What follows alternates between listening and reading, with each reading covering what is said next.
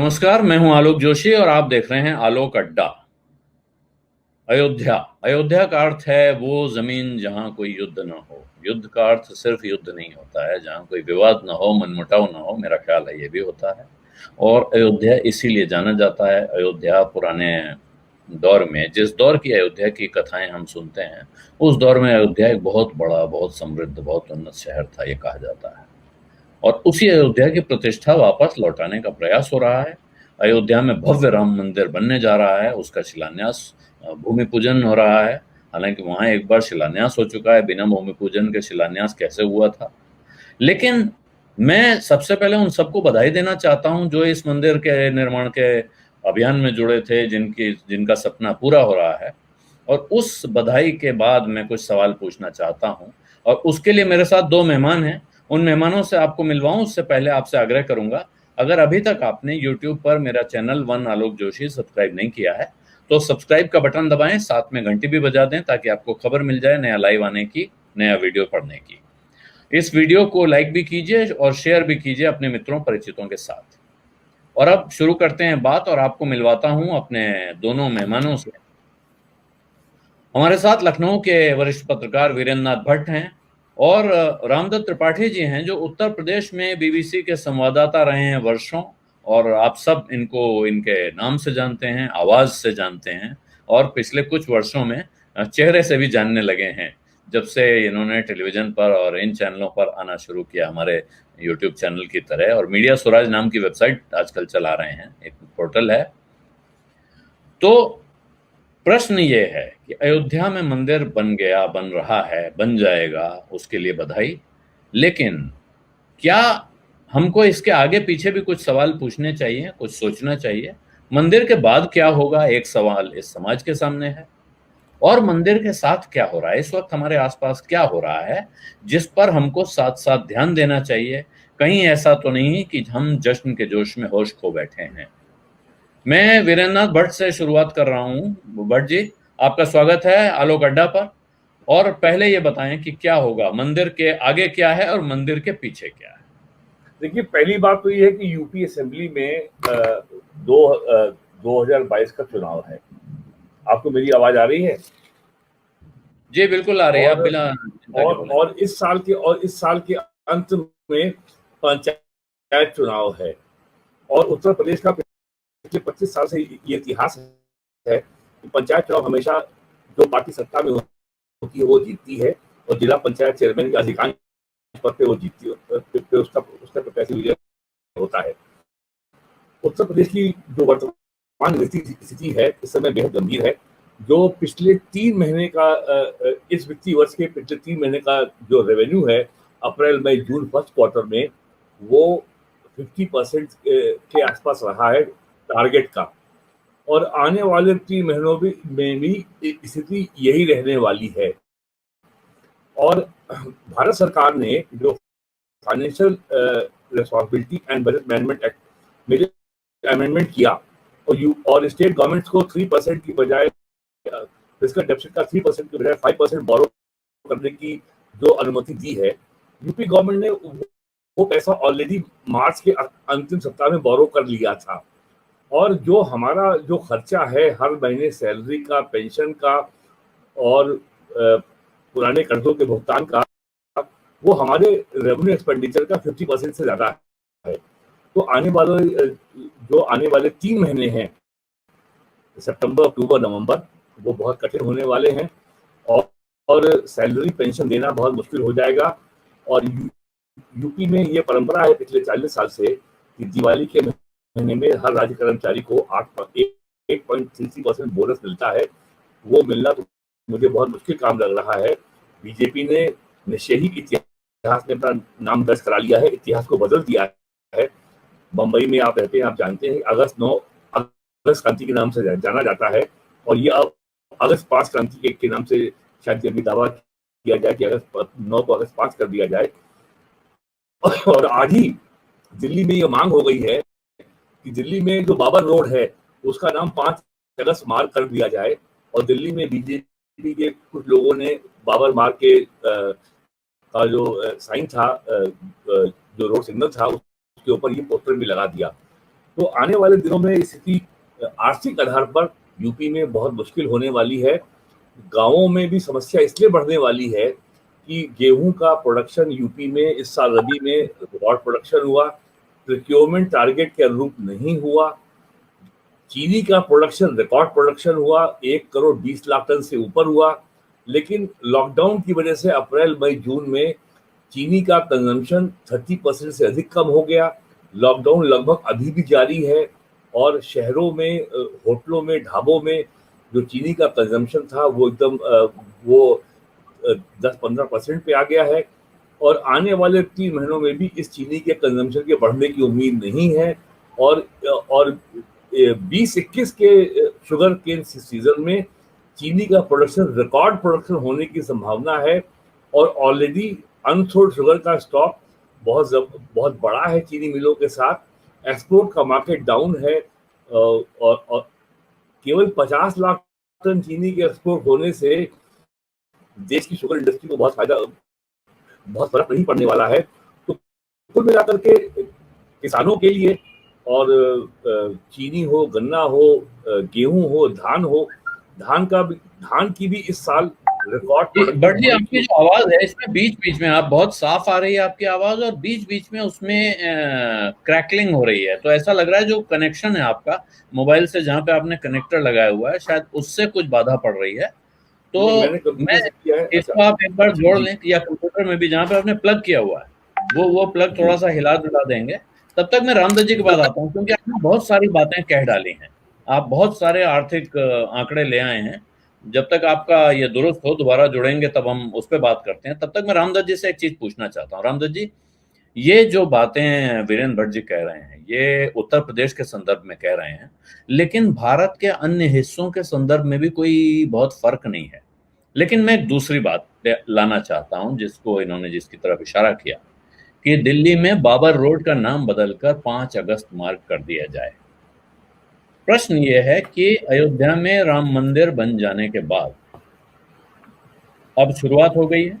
आप कह सकते हैं कि अभी पता नहीं कब बनेगा, कितना समय लगेगा। पहले 20 साल ये आरोप लगता रहा कि भारतीय जनता पार्टी इस मुद्दे को सिर्फ चुनाव में भुनाती है, फिर आरोप बनाती नहीं है। चलो इस सरकार ने बनाना शुरू कर दिया, अब आरोप ये लग रहा है कि ये तब तक बनता रहेगा जब तक चुनाव होते रहेंगे। इसमें कितनी सच्चाई है मैं नहीं जानता हूँ। मैं ये मानता हूँ और इसीलिए इससे जुड़े तमाम लोगों को बधाई दे रहा हूँ खुले दिल से कि आप आयोजन में लगे थे, आपको बधाई दी जाए। मगर इसके आगे समाज का क्या होने जा रहा है? अगर आज की तारीख में आप बाबर रोड का नाम बदलने की मांग कर रहे हैं तो, और पहले भी यहाँ की सरकारें, उत्तर प्रदेश की सरकार कितने नाम बदल चुकी है आपको पता ही है। कोरोना का नाम बदल दीजिए, फिर कोरोना नहीं है कहा जाए, ये भी कहा जा रहा है कि नाम बदलने से चीजें बदल जाती हैं क्या। और ये नाम बदलना इस वक्त ये मांग उठना किस चीज का संकेत है, क्या संदेश है? क्या हम आगे एक अच्छे स्वस्थ समरसतापूर्ण समाज में जा रहे हैं या इस मंदिर के बनने के बाद आपके मन में कुछ आशंकाएं पैदा होती हैं कि फिर कोई नया आंदोलन खड़ा होगा? देखिए, जो लोग सुप्रीम कोर्ट से मुकदमा हारे हैं उस समुदाय ने तो हम ये कह सकते हैं कि बहुत धैर्य और संयम का परिचय दिया है और अभी भी दे रहे हैं वो लोग। मुझे लगता है कि अब जो समुदाय जीता है इस लड़ाई में और जिसको आप बधाई दे रहे हैं उनको मर्यादा, बड़प्पन और संयम दिखाने की जरूरत है। लेकिन ये ऐसा होगा इसका कोई भरोसा दिलाने वाला नहीं है। जब हम आज़ादी की लड़ाई के बाद आज़ाद हुए थे तो बहुत सारे लोग थे जो भरोसा दिलाते थे और उनकी बात पे एतबार भी किया जाता था। और इसीलिए ये जो तत्व हैं जो पहले से, देखिए शुरुआत वहीं से हुई थी 1925 के आसपास, जब वीर सावरकर और हिंदू महासभा और आरएसएस के लोगों ने ये कहना शुरू किया था कि जब हिंदुस्तान आज़ाद होगा तो हिंदू सुपीरियरिटी में होंगे, नंबर 1 होगा, स्पेशल प्रिविलेजेज होंगे और बाकी लोग सेकंड। तो अब जिस तरह के एलिमेंट, देखिए ये मामला भी इसीलिए बिगड़ा था क्योंकि 49 में मूर्तियां रखी गई और फिर 84 तक किसी भी मुस्लिम समुदाय की तरफ से कोई आंदोलन नहीं हुआ कि हमको मस्जिद बहाल कीजिए। वो लोग कोर्ट कचहरी का ही इंतजार कर रहे थे। लेकिन उस समय जो सूचियां बनी 3000 मस्जिद और काशी, मथुरा, ताजमहल, ये सब, तो एक्चुअली क्या है ना कि अलग अलग लेयर्स पे अलग अलग एजेंडे हैं। और 6 दिसंबर को जो हुआ था वो भी उस समय आरएसएस को बड़ा गुमान था अपने अनुशासन पर, बीजेपी को, लेकिन वो नहीं कायम रख पाए, और इसीलिए वो हुआ जिसको अटल जी, आडवाणी जी ने उस समय दुर्भाग्यपूर्ण कहा, बाद में जश्न मनाया और अब ये स्थिति है। तो अब मुझे लगता है कि ये संयम दिखाने की जरूरत है, लेकिन उसका कोई आश्वासन नहीं दिख रहा है। क्योंकि अगर इस कार्यक्रम में, देखिए, इसका क्रेडिट तो सुप्रीम कोर्ट को है, क्योंकि सरकार ने तो कोई कानून बना के, जैसे सुब्रमण्यम स्वामी ने कहा, उस तरह तो किया नहीं है। तो सुप्रीम कोर्ट ने जो पुराना कानून है उसको भी वीटो किया है कि भाई अब किसी और पूजा स्थल या धर्म स्थल पर छेड़छाड़ नहीं की जाएगी, या इस तरह के काम बदलाव वाले नहीं किए जाएंगे, क्योंकि ये सब सड़क पुल तो मामूली चीजें हैं, आगे जो बड़ा एजेंडा है। तो अब मुझे लगता है कि अगर उसके लिए इस मंदिर के निर्माण में एक ये राष्ट्रीय स्मारक, जैसे भारत जो रामचंद्र जी हैं वो तो हमारी सांस्कृतिक उसके प्रतीक हैं, हमारे संविधान में भी रामचंद्र जी के चित्र हैं, वो सब है। तो अगर उस रूप में एक राष्ट्रीय स्मारक के रूप में इसको बनाते और सबको शामिल करते, विपक्षी दलों को भी शामिल करते, जो लोग शंकराचार्य थे सनातन हिंदू उनको भी शामिल करते, तो मुझे लगता है एक आश्वासन होता। राष्ट्रपति को लाते, अगर स्टेट को लाना ही था तो राष्ट्रपति रिप्रेजेंट करते हैं, लेकिन इसमें तो शुद्ध रूप से, और अब भूमि पूजन नहीं है, जो आधिकारिक प्रेस रिलीज आई है उसमें यह है कि प्रधानमंत्री शिलान्यास करेंगे फाउंडेशन और एक पोस्टेज स्टैंप रिलीज करेंगे। तो अब प्रधानमंत्री ने एक तरह से, और मोहन भागवत जी जो आरएसएस के प्रमुख हैं, ये बीजेपी के एक गुट का कार्यक्रम है, पूरी बीजेपी और संघ परिवार का भी कार्यक्रम नहीं है। तो इससे बीजेपी की अंदरूनी राजनीति भी उभर के आ रही है, और ये कहाँ ले जाएगी कह नहीं सकते हैं। क्योंकि इसमें आप देखिए तमाम लोग जो जिन्होंने इस आंदोलन का नेतृत्व किया, जो श्रेय लेते हैं, वो भी धकेल के पीछे कर दिए गए हैं। तो ये खतरा दूसरा लग रहा है, केवल हिंदुस्तान नहीं, जो दुनिया में एक ट्रेंड चल रहा है कि राष्ट्रवाद की आड़ में एक नेता आजीवन रहे गद्दी पर। तो डर ये है कि कहीं वो चीज फिर भारत में भी न उठने लगे। ये सड़कों के नाम बदलना उतनी बड़ी बात नहीं है, नाम तो बदलते रहते हैं सड़कों के, और बाबर का कोई न उत्तराधिकारी है न बाबर का कोई वंशज है कि जाके उसको आपत्ति करेगा। सवाल ये है देश का क्या होगा, जो आगे डेमोक्रेटिक सिस्टम का क्या होगा, बाकी जो देश में समुदाय हैं, कल्चर्स हैं, उनको कौन आश्वासन देगा आज की तारीख में। जी, तो भट्ट जी, मेरा ख्याल है अब थोड़ा दुरुस्त हुआ होगा। और आपके साथ मैं वीरेंद्र नाथ भट्ट से बहुत से लोगों का जिनका परिचय नहीं है उनके बारे में बता दूं कि वीरेंद्र जी ऐसे बहुत कम पत्रकारों में से हैं जो पुरानी की बातें और आज की बातें लगातार पढ़ते रहते हैं। बहुत सारी किताबों के बारे में इन्होंने मुझे बताया, ताज़ा खबरें देश की विदेश की बताते रहते हैं। और आज भी मैं, वीरेंद्र जी, अभी रामदत्त जी ने जिक्र किया कि ये सिर्फ भारत में नहीं, दुनिया भर में ये प्रवृत्ति बढ़ रही है कि पुरानी चीज़ें याद की जाएं, अपने सुनहरे अतीत को वापस लाया जाए। उस सुनहरे अतीत के चक्कर में अभी हम लोग तुर्की का उदाहरण सुन रहे हैं। वहाँ जो आया सोफिया मस्जिद है, जिसको पगाया सोफिया लिखा जाता, ऐसे कुछ उसका नाम लिखा जाता है, लेकिन वो आया सोफिया बोला जाता है, वो म्यूजियम बन गया था। कमल अतातुर्क ने तय किया था कि इसको हम वापस मस्जिद नहीं बनाएंगे, क्यों, वो मस्जिद से चर्च बनी, फिर उन्होंने कहा मस्जिद नहीं बनाएंगे, ये म्यूजियम रहेगा। लेकिन अभी हाल में उसे बदल कर वापस किया जा रहा है। ये पूरी दुनिया में पुनरुत्थान हो रहा है, या पूरी दुनिया के नेता खुद को किसी ऐसी स्थिति में पा रहे हैं जहां उन्हें जनता को लुभाने के लिए, जनता को खुश करने के लिए ये एक नया नुस्खा नजर आ रहा है। देखिए, ऐसा है, अगर खाली उत्तर प्रदेश की बात करें और अयोध्या की बात करें, 1986 1 फरवरी को ताला खुलने के बाद से लेके आज तक उत्तर प्रदेश में जितने भी दल एक्टिव हैं बीजेपी के अलावा, उन्होंने कभी भी इसको चुनावी राजनीति के मुद्दे के आगे देखा ही नहीं। कांग्रेस ने ताला खुलवाया, ये सबको मालूम है। 1 फरवरी 86 को ताला खुला। कांग्रेस की सरकार थी, वीर बहादुर सिंह चीफ मिनिस्टर थे। 1 महीने तक कोई कार्रवाई नहीं हुई। उसके बाद all India Muslim personal law board के चेयरमैन मौलाना अली मियां ने कहा जफर ईरानी से, भाई ये मामला गंभीर है, इसको देखिए। उन्होंने इलाहाबाद हाई कोर्ट में रिट फाइल की। कांग्रेस की सरकार के एडवोकेट जनरल ने कहा हाई कोर्ट में कि ये रिट मेंटेनेबल नहीं है। तो हाई कोर्ट को आश्चर्य हुआ कि ये कांग्रेस सरकार का एडवोकेट जनरल क्या कह रहा है। उन्होंने कहा कि अपने क्लाइंट से बात करके आइए, फिर हमको बताइए। उन्होंने फिर वही बात दोहराई। उसके बाद इलाहाबाद हाई कोर्ट ने कहा कि भाई इस पे स्टेटस को 9 नवंबर 1989 को अयोध्या में मंदिर का शिलान्यास हुआ। उस समय के जो तत्कालीन डीजीपी थे मिस्टर आरपी जोशी, उनसे मैं भी मौजूद था और लखनऊ के 2 और बड़े पत्रकार मौजूद थे कि साहब ये कैसे हो रहा है जब इलाहाबाद हाई कोर्ट का ऑर्डर है स्टेटस को। तो तब उन्होंने कहा, I have got the orders from very top and don't ask me. Pranab Mukherjee ने राष्ट्रपति पद के कार्यकाल समाप्त होने के पहले अपनी पुस्तक में इसका पूरा ब्यौरा दिया है। रामदत्त जी बीबीसी के में बहुत लंबे समय तक रहे हैं। उस समय बीबीसी में थे। मार्क टुली ने पूरी कहानी लिखी है कि ये सब क्यों हुआ। ये सब उनकी पुस्तक में पूरा ब्यौरा है।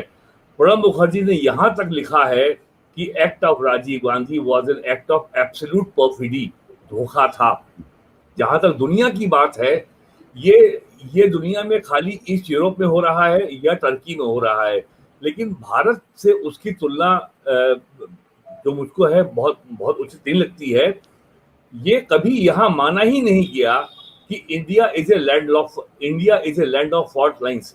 जहां जहां औपनिवेशिक ताकतों का शासन रहा, पूरे ईस्टर्न यूरोप में जहां टर्की के ऑटोमन एम्पायर का शासन रहा, खासकर बाल्कन में, वहां पे चर्च को मस्जिद बदला गया, मस्जिद को चर्च में बदला गया। ये झगड़े आज भी मौजूद हैं। ग्रीस में जहां पे टर्की के ऑटोमन एम्पायर का 500 साल शासन रहा, वहां पे आज टर्की की आया सोफिया मस्जिद के चर्च को बदले जाने को लेकर के भयंकर विरोध हो रहा है और वहां पे टायर जलाए गए हैं, सड़कों पे विरोध हो रहा है। इसका एक हल ये है जो साउथ अफ्रीका में हुआ 1992 में, जब वहां अपार्थाइड खत्म हुआ तो फादर डेस्मंड टूटू और नेल्सन मंडेला के बीच में बात हुई। नेल्सन मंडेला ने कहा कि हमारे यहाँ हर क्षेत्र में वाइट्स काबिज है, पार्लियामेंट में, डिफेंस में, बिजनेस में, इंडस्ट्री में, इकोनॉमी में। अगर ये देश आजाद हुआ, there will be civil war, क्या किया जाए? तब ये फैसला हुआ कि we should have a truth and reconciliation commission. जितने ब्लैक्स ने व्हाइट्स के खिलाफ शिकायत की, सबको सम्मान किया गया, सबको बुलाया गया। सारे व्हाइट्स आए, बड़ी संख्या में लोगों ने अपनी गलती मानी और उस गर्म तवे पे पानी पड़ गया। और धीमे धीमे अगले 20 साल में पार्लियामेंट में, आर्म फोर्सेस में, बिजनेस इंडस्ट्री में ब्लैक्स का बहुमत हो गया। और अप्रैल 2018 में कई मिलियन हेक्टेयर जमीन गवर्नमेंट ऑफ साउथ अफ्रीका ने एक्वायर करके उसका मालिकाना हक ब्लैक्स को सौंप दिया। शांत हल हो गया। जब अयोध्या का ताला खुला और जब ये मामला आगे बढ़ा, तब यहाँ तक आ गया राम कौन थे, इनका इंडिया से क्या मतलब। 2007 में कांग्रेस की सरकार ने सुप्रीम कोर्ट में एफिडेविट दी, राम एक काल्पनिक फिगर थे। आज प्रियंका गांधी बाकायदे बयान जारी करके राम को सबका बता रही हैं और टीवी चैनलों में कांग्रेस के प्रवक्ता रामधुन गा रहे हैं, रामायण की चौपाइया गा रहे हैं। कमलनाथ जो है वो सुंदरकांड का पाठ करवा रहे हैं। ये तो आपका क्लाइम डाउन है। ये जो एडहॉक तरीके से आपने इस राष्ट्रीय महत्व के मुद्दे को आपने हैंडल किया, तो India is a land of fault line. और किसी भी देश में लीडरशिप का ये प्राइमरी जॉब होता है कि वो फॉल्ट लाइन और कॉन्फ्लिक्ट के मुद्दों का एक जनता को सर्वसामान्य हल वो देगी या उसके लिए काम करेगी। आपने 1 फरवरी 86 से, या यो कहें 49 में जब मूर्तियां रखी गई, भारत में फॉल्ट लाइन को हल करने का कभी कोई सार्थक प्रयास किया ही नहीं गया। और समाजवादी के जो नेता थे जिनसे मैं मिलता रहा हूं 86 के बाद से, वो सनातन धर्म की खिल्ली उड़ाने में बड़े गर्व का अनुभव करते थे। आज हालत ये है कि समाजवादी पार्टी का कोई बयान नहीं आया, बहुजन समाज पार्टी का कोई बयान नहीं आया, ममता बनर्जी का कोई बयान नहीं आया। कांग्रेस ने फिर भी ये नैतिक साहस दिखाया कि एक स्टैंड तो लिया कि वो हाँ इस मुद्दे के साथ हैं। और अभी बीजेपी की सरकार उत्तर प्रदेश में भी है, केंद्र में भी है। मुझे ऐसा कोई कारण नजर नहीं आता सरकार में रहते हुए भारतीय जनता पार्टी के लोग कोई ऐसा गैर जिम्मेदार काम करेंगे जिससे सांप्रदायिक सौहार्द बिगड़े या लॉ एंड ऑर्डर के लिए कोई कोई चुनौती पैदा हो। और जैसा मैं पहले कह चुका हूं, आर्थिक चुनौती सबसे बड़ी है। ये मामला ठीक मैं है, उस पे आता हूँ भट्ट जी, आर्थिक चुनौती पे आता हूँ, लेकिन उससे पहले मैं फिर एक बार रामदत्त जी के पास चलना चाहता हूँ। रामदत्त जी ने सर्वोदय आंदोलन में हिस्सा लिया है, इमरजेंसी में जेल काटी है, और इस समाज को पढ़ रहे हैं, न सिर्फ किताबों में पढ़ते हैं बल्कि घूम घूम के पढ़ रहे हैं, देश के तमाम हिस्सों में लगातार घूमते रहते हैं। और तमाम इन्होंने जो जिसको पुरातन आस्था के विषय हैं उनको भी गहराई से पढ़ा हुआ है। ये मेरा ख्याल है, रामदत्त जी से मैंने कभी मैं वर्षों से मेरा संबंध है, कभी मैंने सीधे सीधे पूछा नहीं है, लेकिन ये आस्थावान हिंदू है, मैं कह सकता हूँ। ये कोई नास्तिक व्यक्ति नहीं है कि जिनकी आस्था नहीं है धर्म में। इसमें रामदत्त जी एक प्रश्न उठ रहा है, और ये सवाल बहुत से लोग पूछते हैं। अभी भट्ट जी ने कहा कि देश की फॉल्ट लाइंस को देखना और उनके दोनों तरफ जो विभाजनकारी रेखाएं हैं उनके दोनों तरफ खड़े लोगों का ख्याल रखना लीडर का काम है, लीडरशिप का काम है। कांग्रेस पार्टी बहुत लंबे समय तक इस देश की लीडरशिप उसने चलाई। सवाल बड़े पैमाने पर यह उठ रहा है कि ये बताइए कि बंटवारा क्यों हुआ था, इस देश का बंटवारा किस आधार पर हुआ था, क्यों हुआ था, और जब बंटवारा हो गया उसके बाद भी ये एकोमोडेशन की राजनीति या तुष्टीकरण की राजनीति क्यों चलती रही और आगे क्यों चले? इस सवाल का जवाब है क्या कोई? और इस सवाल के जवाब को अगर सही तरीके से नहीं दिया गया तो क्या आपको बड़ा गंभीर खतरा नहीं दिखता है? बंटवारा क्यों हुआ, ये बड़ा सवाल है ये तो। और सबसे पहले इसका जवाब उन लोगों को देना चाहिए कि जिन्होंने हिंदू महासभा और मुस्लिम लीग दोनों ने मिलकर सरकारें चलाई, बंगाल में, सिंध में और जगह। और इन्हीं दोनों ने इतना उपद्रव किया देश में, इतनी अशांति पैदा की, मार काट किया। जिन्ना ने उधर शुरू किया डायरेक्ट एक्शन जिसमें दंगे फसाद सब हुए, और उसके जवाब में हिंदू महासभा या आरएसएस के लोगों ने ये सारा किया। और एक ऐसी इतनी खराब भयंकर परिस्थिति आ गई, मुझे लगता है जैसे घर में हो जाता है कि मारकाट के बाद। तो उस समय मुझे लगता है कि जो भी लीडरशिप थी उनको कोई ये इसके अलावा कोई रास्ता नहीं दिख रहा था कि और ज्यादा मारकाट हो। और शायद उन्होंने कल्पना नहीं की थी, वो कहा भी है उन्होंने कि शायद कि बंटवारा के प्रोसेस में भी कितनी तबाही और मारकाट और होगी, कि जिस तरह से रेलगाड़ियां आई लाशों से और गई। लेकिन आप ये देखेंगे कि ये केवल भारत की बात नहीं है। कम से कम थ्योरेटिकल स्तर पर, विचारधारा के स्तर पर जिन्होंने धर्म के आधार पर बनाया, पाकिस्तान बनवाया जीत की, उन्होंने भी अपने वहां पाकिस्तान की संसद में भाषण में यही कहा कि जो स्टेट है वो किसी का धर्म का पक्ष नहीं लेगा और सबको अपने अपने धर्म मानने की आज़ादी होगी। और याद दिला दें कि जब लाल कृष्ण आडवाणी गए थे वहां तो उनकी मजार पे जाके उन्होंने इसको दोहराया था और जिन्ना को भी सेकुलर कहा था। तो देखिए, बंटवारा तो क्यों हुआ, कुछ महत्वाकांक्षाएं थी निजी, वो धर्म के आधार पर उन्होंने किया, लेकिन वो इतना इस ज्यादा खून खराबा और वो हुआ। और हिंदुस्तान में भी ये तय हुआ कि भाई धर्म के आधार पे किसी के साथ डिस्क्रिमिनेशन नहीं होगा। गांधी जी ने यहाँ खड़े होके नोआखाली गए, फिर दिल्ली में अनशन किया कि भाई माइनॉरिटीज के लोगों को या जो भी हैं उनको सुरक्षा दी जाए। और उन्होंने ऐलान किया था कि मैं पाकिस्तान भी जाऊंगा वहां पर हिंदुओं की सुरक्षा के लिए। तो देखिए, उस समय के जो लोग थे, उसके बाद जो विजन दोनों कंट्रीज ने अडॉप्ट किया, ऐसा कहना गलत होगा कि खाली हिंदुस्तान में उन्होंने कहा कि हम स्टेट सेकुलर होगा और पाकिस्तान ऐसा नहीं है। जिन्ना ने तो कहा और उनकी स्पीच को आडवाणी जी ने कोट किया। मुझे लगता है कि उसके बाद जो आज़ादी के लड़ाई के में जो आंदोलन में लोग थे, पीढ़ी थी, वो धीरे धीरे खत्म होती गई, जिनका कमिटमेंट उन वैल्यूज से था। और उस समय एक ये भी हुआ कि समाजवादी लोग भी अलग हो गए तो कांग्रेस उससे कमजोर हुई। तो ये जो धारा फ्रिंज थी उन वो वैल्यूज कह रहे हैं अपने साथी भट्ट जी कि ये भगवान राम के लेके भी आइडियोलॉजिकल वो थी, कोई ऐसा नहीं है कि अचानक से हुआ। कि देखिए आरएसएस हमेशा से कहता था कि राम एक इतिहास पुरुष हैं, जो उनके गोलवलकर जी की जो किताबें हैं। और गांधी और नानक और दूसरे लोगों में देखिए सगुण और निर्गुण दोनों हैं। जो नास्तिक हैं वो भी भगवान राम को मानते हैं। डॉक्टर लोहिया रामायण मेला कराते थे चित्रकूट में, तो वो नास्तिक थे, क्योंकि ये माना जाता है कि राम जो है वो भारत की सांस्कृतिक चेतना के प्रतीक हैं। एक पुरुष ऐतिहासिक थे या नहीं वो एक अलग बात है, लेकिन वो रामकृष्ण शिव हैं उनकी। और वो घट घट में एक मैं पिछली बार जब गया था दिल्ली तो मुझे पंजाबी सर्विस के लोगों ने कहा कि उन्होंने दिया था कि एक राम दशरथ का बेटा, एक राम घर घर में बैठा, तो हर जगह है। और गांधी जी भी राम के इतने बड़े उपासक थे, तो वो भी कोई उन्होंने कहा कि मेरा राम दशरथ का राम नहीं है, वो जो शाश्वत नियम है, जो धर्म है, जो मर्यादा है, राम उसका प्रतीक है। और विश्व आरएसएस के लिए वो हमेशा एक व्यक्ति के तौर पे उनको रखा और एक व्यक्ति के तौर पे उनको रिड्यूस कर दिया उन्होंने।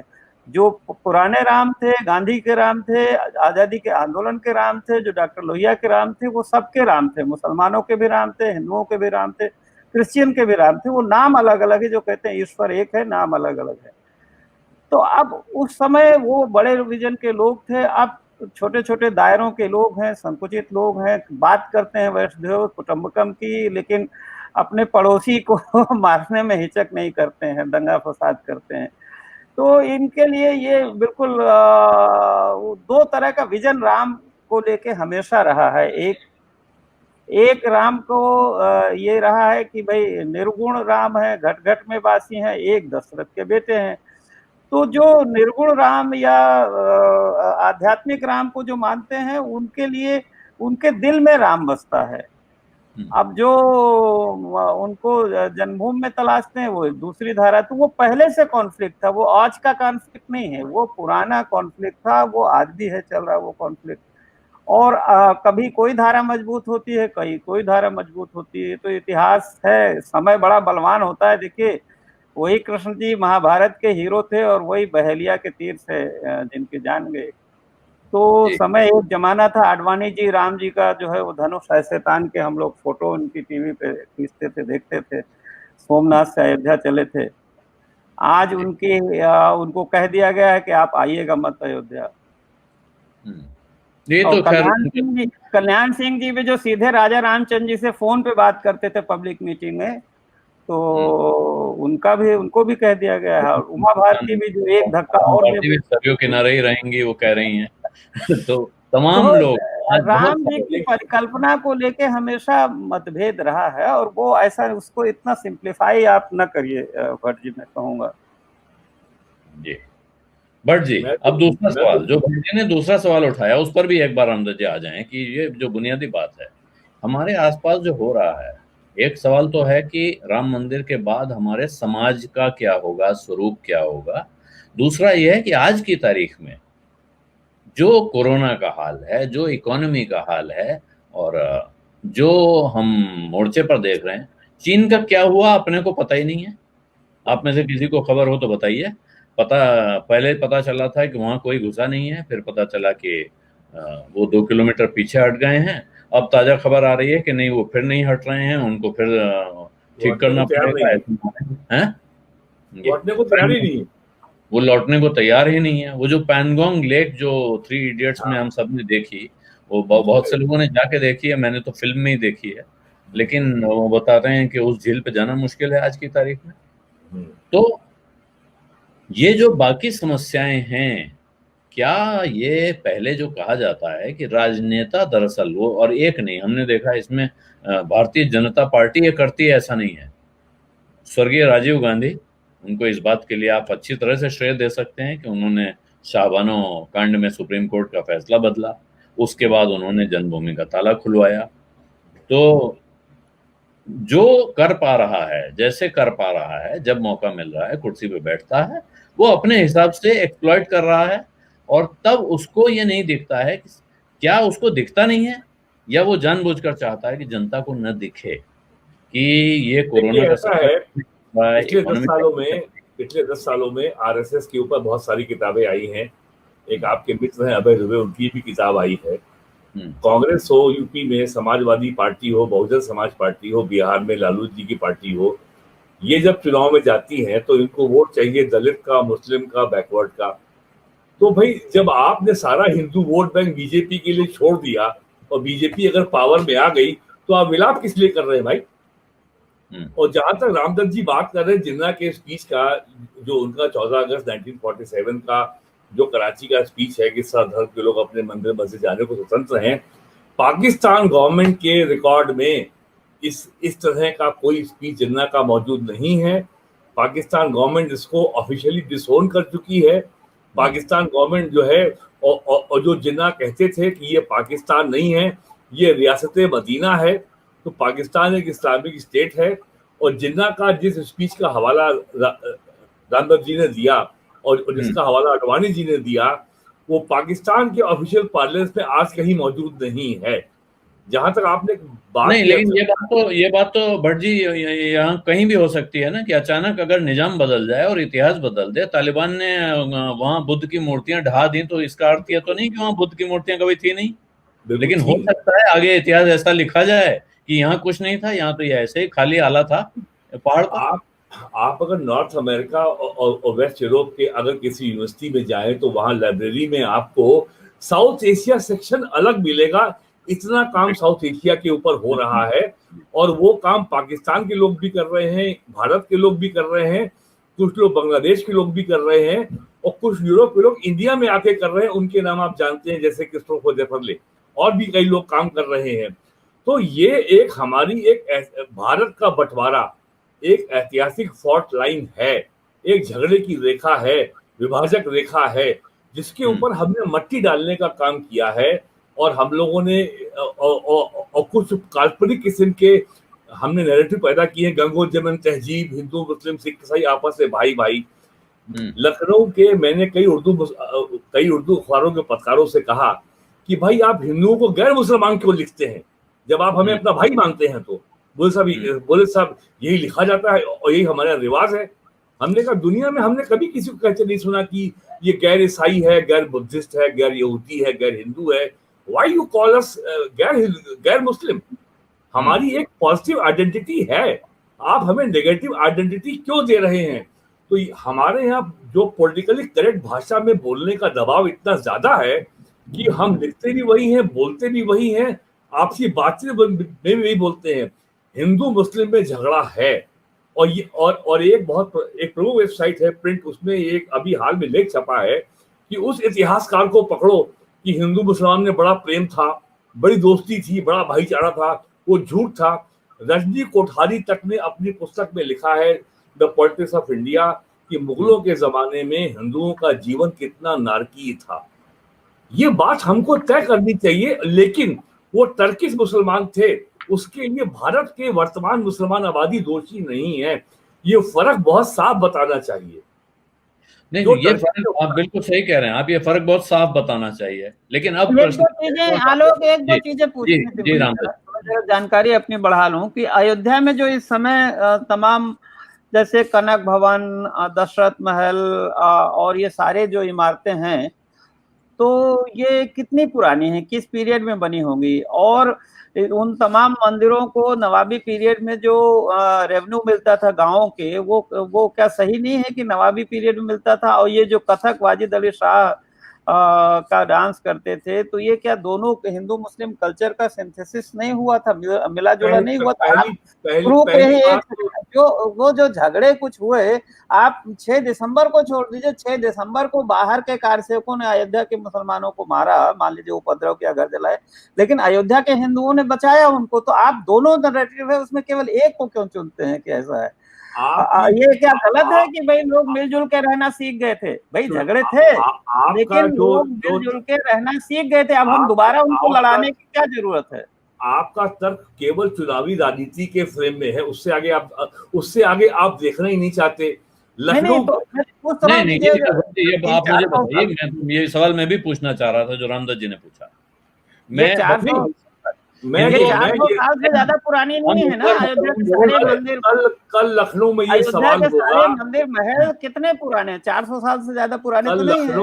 कल लखनऊ में ये सवाल होगा कि अवध क्षेत्र की जो प्रमुख सांस्कृतिक पहचान है वो मर्यादा पुरुषोत्तम राम नहीं है। 18वीं सदी में मुगलों के नौकर जो ईरान से आके यहाँ बस गए, ये बात नहीं है, वो नहीं हो सकते। सीख लिया था, सबने साथ रहना सीख लिया था, मैं ये कह रहा हूँ। नहीं, झगड़ा हुआ, ये आपका नजरिया होगा, लेकिन लखनऊ के नवाब जो 18वीं सदी में जो आके ईरान से यहाँ आके बसे, 1857 की जो लड़ाई थी अंग्रेजों के खिलाफ मिलजुल के नहीं लड़ी थी क्या? ये कांग्रेस का ये चुनावी राजनीति की बात आप कर रहे हैं। अरे मैं चुनावी इलेक्टोरल पॉलिटिक्स है क्या? उस लड़ाई में नहीं लड़ना, ये पॉलिटिक्स है। मुझे आप ये बताइए, अवध की गदर में 1857 के स्वतंत्रता संग्राम में मिलके लोग नहीं लड़े थे अंग्रेजों से। कम्युनिस्ट पार्टी ने कभी 1857 के संग्राम को फ्रीडम स्ट्रगल नहीं माना, इसलिए नहीं माना कि उस समय आप कांग्रेस की बात, मैं आपको तथ्य के इतिहास की बात करिए ना, आप कांग्रेस के प्रवक्ता क्यों बन रहे हैं? मैं आपको रोमिला थापर का इतिहास में बता रहा हूँ, जो भारत में अलावा भी इतिहासकार है ना, कोई खाली रोमिला थापर को क्यों पढ़ते हैं? आपको प्रॉब्लम है? इतिहास यही है। तो मैं आपसे कह रहा हूँ, अवध की प्रमुख सांस्कृतिक राजनीतिक पहचान मर्यादा पुरुषोत्तम राम है, नवाब बाजी अली शाह नहीं हो सकते ना है। ये कौन कह रहा है? लेकिन मैं कह रहा हूँ क्यों नहीं हो सकते? आप ये बताइए, वो कथक गाते थे कि दोनों क्यों नहीं हो सकते हैं? के भजन गाते थे, मैं ये कह रहा हूँ, वो नहीं थे पहचान, लेकिन राम के कृष्ण को मानते थे। रसखान यहीं के हैं, यहीं के हैं। अगर लखनऊ के नवाब, अगर हिंदू मुस्लिम एकता के अगर इतने बड़े पसंद थे, तो उन्होंने अयोध्या में बाबरी मस्जिद के जगह राम मंदिर बनवाने में 18वीं सेंचुरी में हिंदुओं की सहायता क्यों नहीं की? आप टेस्ट कर रहे हैं। मैं ये कह रहा हूँ कि उन लोगों ने राम को कृष्ण को माना, उस समय के शासकों ने, और रसखान रहीम सब थे, सब। तो आप जो झगड़ा बताइए, आप तो लखनऊ में रहते हैं। नहीं, एक सवाल देखिए, गंगो जमन के नाम पर बहुत इस समय गंद फैलाई जा रही है कि गंगा जमनी तहजीब क्या होती है। उसमें ऐसा लगता है, और खास तौर पे जो लोग इसके विरोधी हैं नैरेटिव के, वो कहते हैं, उनका अर्थ है कि गंगा हिंदू और जमुना मुसलमान, और इन दोनों का मिक्स गंगा जमनी तहजीब। ये नहीं है, ये आप जानते हैं। और ये आप जैसा पढ़ा लिखा आदमी अगर ये बात नहीं जानता है तो ये बहुत चिंता का विषय है। गंगा जमुनी तहजीब वो तहजीब नहीं है कि जिसमें दोनों नदियों को एक एक धर्म दे दिया गया है। गंगा जमुनी तहजीब गंगा जमुना के मैदान में रहने वाले लोगों की तहजीब है, जहां ये दोनों धर्म के लोग आपस में मिलजुल कर रहते हैं। कि आने वाले दिनों में जो झगड़ा बढ़ेगा। एक सवाल पूछ रहा हूँ, लखनऊ का सबसे मशहूर, सबसे प्रतिष्ठित मंदिर कौन सा है? क्या वो अलीगंज का बुढ़वा हनुमान मंदिर है या नहीं है? अब आप कहेंगे नवाबों ने बनवा दिया। नहीं, मंदिर है या नहीं है, पहले बताइए। मेरे लिहाज से पूरे अलीगंज का मंदिर है या नहीं है? पूरे उत्तर प्रदेश में मंदिर कोई बचा ही नहीं है, ही नहीं। अभी सब अरे वो मंदिर 100 साल पुराना है। हाँ। मैं आज तक जीवन में मंदिर नहीं गया। इसके ऊपर अरे भाई, यहाँ पंडाइन की मस्जिद भी है, पंडाइन की मस्जिद भी है यहाँ। और इसी तरह राजा बाजार में जाइए, वहाँ राजा टिकैत राय की बनवाई हुई एक मस्जिद है। हाँ। जिस मस्जिद के नीचे शर्त है, उस मस्जिद के बनवाने की शर्त है उनकी कि इसके नीचे जो दुकानें बनी हैं, ये दुकानें हमेशा हिंदू दुकानदारों को किराए पर दी जाएंगी। मंदिर तो राजा टिकैत राय, मस्जिद राजा टिकैत राय। आपसे ये कहना चाह रहा हूँ, जो फॉल्ट लाइन की राजनीति है ये अभी और आगे जाएगी। चाहते क्या है कि उसको और चौड़ा किया जाए, खाई झगड़ा और बढ़ाया जाए। मेरे हाथ में कुछ नहीं है, मेरे हाथ में कुछ नहीं है। आप क्या मेरे हाथ में कुछ नहीं है, मेरे हाथ में कुछ नहीं है। यही तो प्रश्न है मेरा आपसे कि अगर आपके इंसानियत धर्म से बड़ी है, क्या हाथ में जाति से बड़ी है इंसानियत। रंग रूप, ये जो कलर वाइज डिस्क्रिमिनेशन है, धर्म का डिस्क्रिमिनेशन है, जाति का डिस्क्रिमिनेशन, इससे बड़ी है कि नहीं इंसानियत? इंसान उससे बड़ा है या अपना वही गोरा काला हिंदू मुस्लिम ठाकुर ब्राह्मण है? 70 साल से यही हो रहा है जो आप बोल रहे हैं। क्या निकला उसके बदले में? क्या क्या मिला उसके बदले में? आपको झगड़े मिले ना? चलिए आप बताइए इसके आगे रास्ता क्या है? आपके रास्ता तो बताइए ना, हल तो बताइए। हर जाति का अलग देश होगा? रास्ता केवल ये है कि भारत, रास्ता केवल ये है कि भारत के संविधान में सभी नागरिकों को बराबर के अधिकार हैं।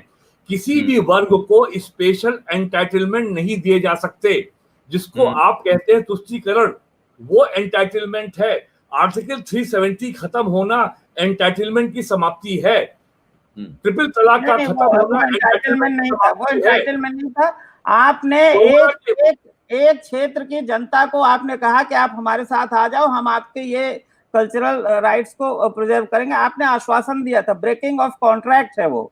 आपने सिक्किम की जनता को मिलाया, सिक्किम की जनता को मिलाया। आपने हिंदू शामिल थे कि नहीं थे? सुनते रहे, सुने, सिक्किम का भारत में विलय हुआ।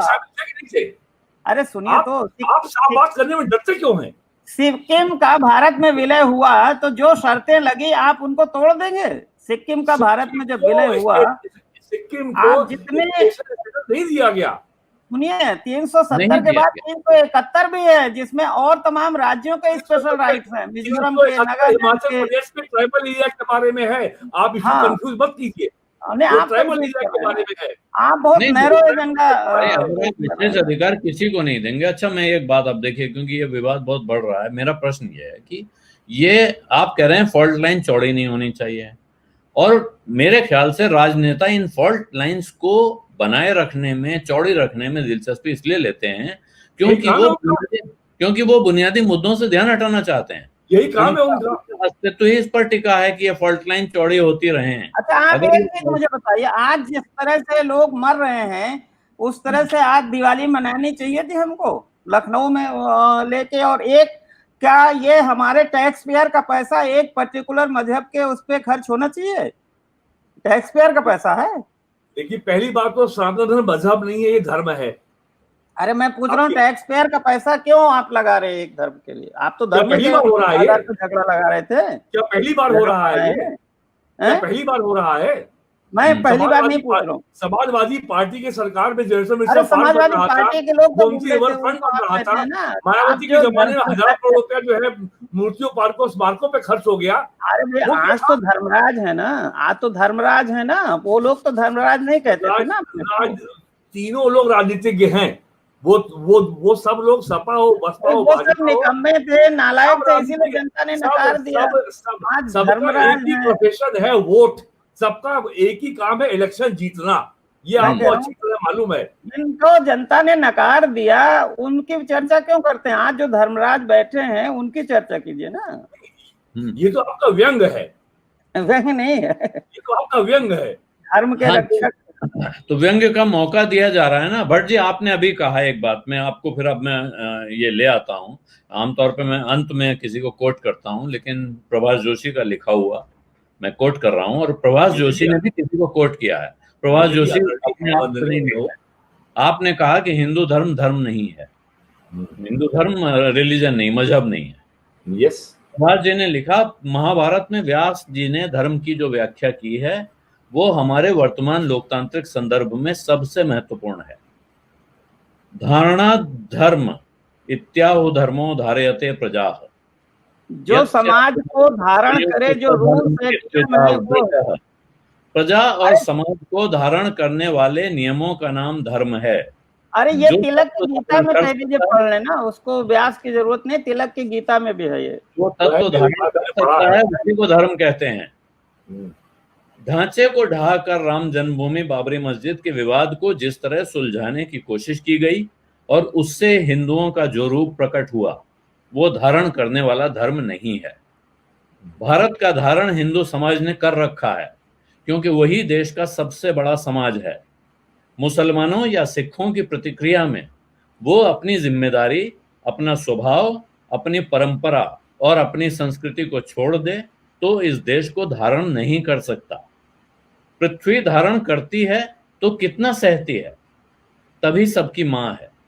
मुझे मालूम है ऐसा कहने से कई हिंदू नाराज होते हैं कि हिंदुओं को ही उपदेश क्यों दिया जाता है। मुसलमानों की संकीर्णता, हठधर्मिता, देशद्रोहिता आदि की भी भर्त्सना की जाए, उन्हें ठीक से बर्ताव करने को मजबूर क्यों न किया जाए। प्रभाष जी कह रहे हैं, मुसलमान द्वेष पर हमारा धर्म और देश टिका हुआ नहीं है। बिल्कुल सही बात है। भारतीय समाज और राष्ट्र हिंदू धर्म के विराट, सर्वग्राही और सकारात्मक धारण तत्व पर टिका है। इन तत्वों को पुष्ट करना हमारा धर्म है, क्योंकि शक्तिशाली होकर वे हमें धारण करेंगे। ये बात आप नहीं मानते हैं? नहीं, मैं मानता हूं, लेकिन मेरी बात तो सुन लीजिए आप।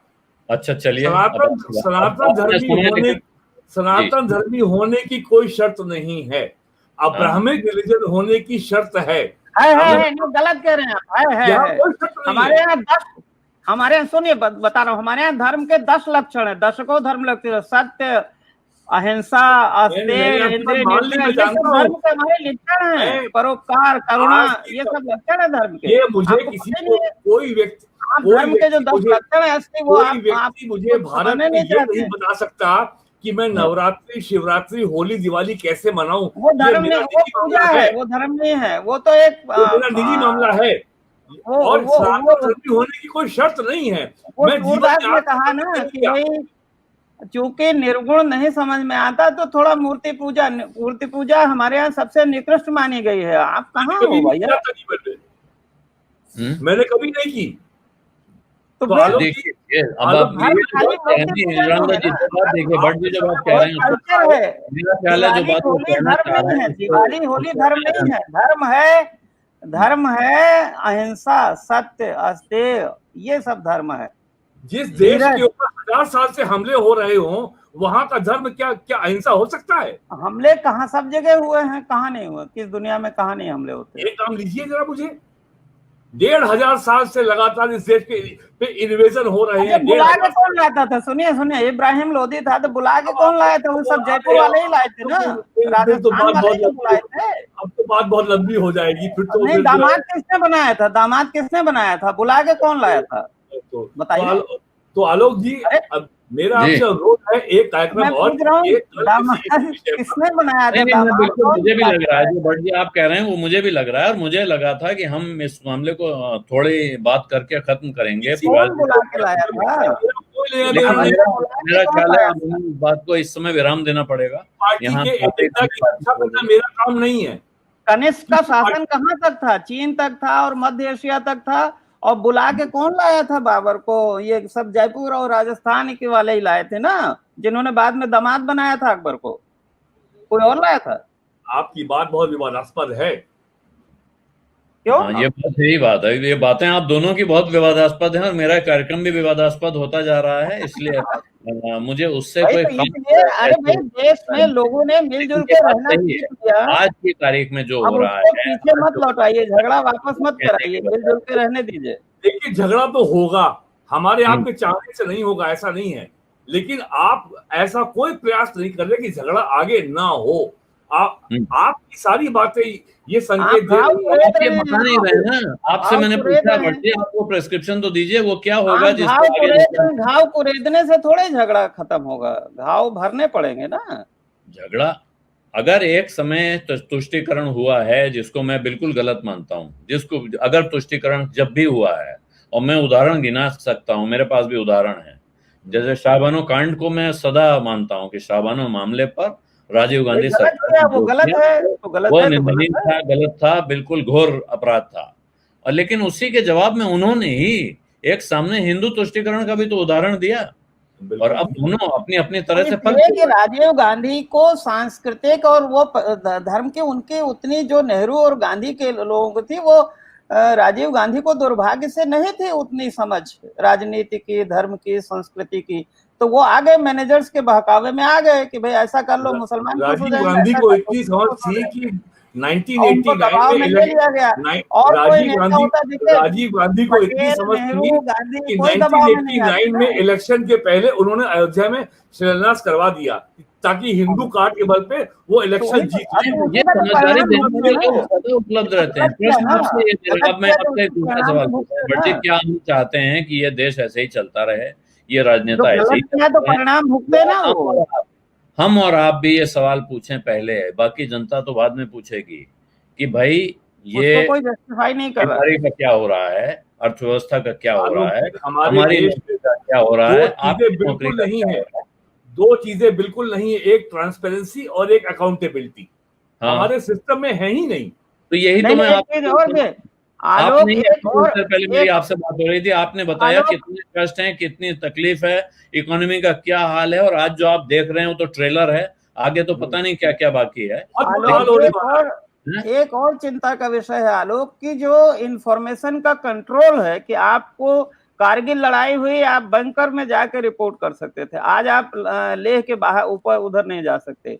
अयोध्या में कल क्या होगा, मंडप में केवल दूरदर्शन और उसका कैमरा अलाउ होगा, ANI का जो कॉन्ट्रैक्ट पे है, पेरोल पे है गवर्नमेंट। नहीं, लेकिन ये तो मेरा मानना है, देखिए मैं इसमें बहुत मैं सहमत हूँ सरकार से कि उनको वहाँ दो उन्होंने कैमरे बता दिए हैं कि ये ANI और दूरदर्शन आएगा, लेकिन कंट्रोल जो इन्फॉर्मेशन, लेकिन इसके बावजूद आप देखिए चमत्कार कि बड़े बड़े चैनलों की बड़ी बड़ी बसें आज वहां खड़ी हुई हैं, और यहाँ तक कि यूट्यूब पर चैनल चलाने वाले भी अपनी मोटरसाइकिल लेके वहां पहुंच गए हैं, वो भी वहीं से लाइव कर रहे हैं। और कहा गया है कि अयोध्या में 200 लोगों से ज्यादा इकट्ठे नहीं होंगे, 200 के तो क्रू, एक टीम पहुंची हुई है वहां। अरे भाई कई हजार लोग तो जल और मिट्टी लेके गए हैं, तमाम जगह की नदियों की मिट्टी और 1 लाख लोगों को प्रसाद बांटने की व्यवस्था भी वहां जिला प्रशासन को करनी है। ये विज्ञप्ति जारी है बाकायदा सरकारी। हाँ, तो फिर किसका पालन हो रहा है, कौन सी सोशल डिस्टेंसिंग हो रही है? अभी अमित शाह कोरोना संक्रमित निकले हैं, केंद्रीय मंत्रिमंडल का तो एक भी आदमी। ये तो देखिए भारत सरकार का ही आलोक, ये तो भारत सरकार का ही प्रोटोकॉल है कि बड़े धार्मिक सामाजिक आयोजन न किया जाए। अभी योग केंद्र को भी अभी सिनेमा नहीं खुल रहे हैं, और आप वहाँ लाखों लोगों को इकट्ठा कर रहे हैं मिट्टी लेके, जल लेके, और उसके अलावा इंतजाम में इतने लोग नहीं जाएंगे। जब इतने VIP जाएंगे तो 5-6 हजार तो पुलिस वाले ही जाएंगे, वो नहीं इंसान नहीं है क्या? पूरी व्यवस्था होगी, लेकिन खैर वो देखिए, वो जो होगा वो होना है, और उसको आप और हम उस पर कोई हमारा नियंत्रण नहीं है। और मेरा मानना है कि अगर ये 250 लोग एक जगह इकट्ठा हो गए तो इतने बवाल हुआ, जिस वक्त भी वो बन रहा है वो बन जाए, उसमें कोई समस्या नहीं है। 250 लोग एक जगह इकट्ठा हुए तो इतना बवाल हुआ, और अब 1 लाख लोग इकट्ठा होंगे तो इसी कोरोना में। ये सवाल है, इस सवाल को भी उठाया जा सकता है, इस सवाल को कौन उठाएगा, कितना उठाएगा, इस पर सवाल है। लेकिन अब मैं इजाजत चाहता हूँ। रामदत्त जी आपका बहुत बहुत धन्यवाद, भट्ट जी आपका भी बहुत बहुत धन्यवाद। और अब मैं दर्शकों से अंत में एक बार आग्रह करूंगा कि अगर अभी तक आपने मेरा YouTube चैनल वन आलोक जोशी सब्सक्राइब नहीं किया है तो सब्सक्राइब करें, इस वीडियो के लिंक अपने मित्रों परिचितों के साथ शेयर करें, इसे लाइक भी करें।